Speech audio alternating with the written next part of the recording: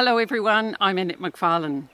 It's hard to believe that it's over 12 months I was out there at your Garden Expo, sharing seeds with people, chatting with gardeners, sharing experiences and talking to you and giving garden advice.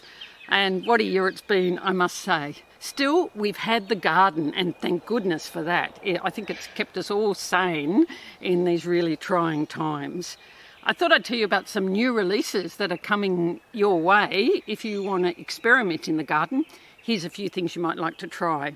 There's some new tomato varieties that you may not have seen before, and the tall growing one that you can see here on the left in the front, that's one called Double Truss. You may have bought those tomatoes in the supermarket as gourmet specialty tomatoes. Now you can actually grow them yourself at home. It's quite a tall growing variety, so you'll need either a large pot or you could grow them in the ground.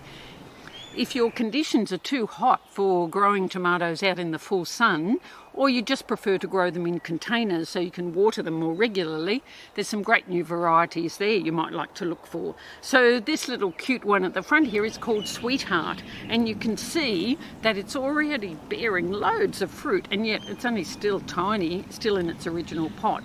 And in the back here in a larger container, this is Tomato Megabyte. It's been around for a couple of years, but perhaps you haven't grown it. Ideal for containers, very compact and very, very productive.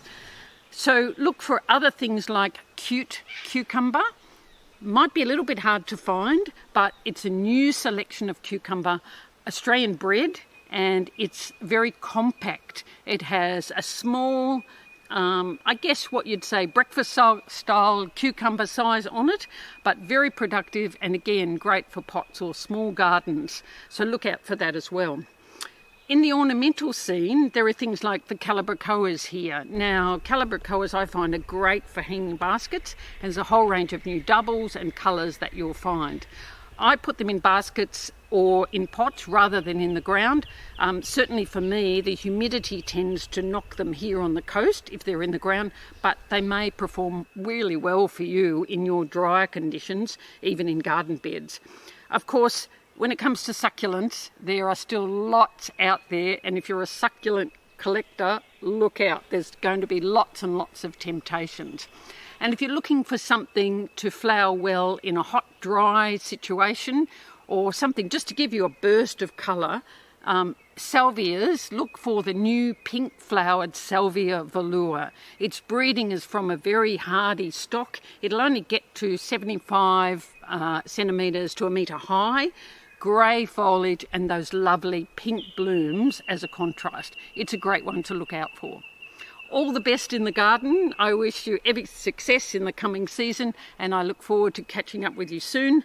Check out my website. You can send me questions at annettemcfarlane.com, and also YouTube clips that I've prepared for you may give you some advice on pest and disease control and just general workings in the garden. Bye for now.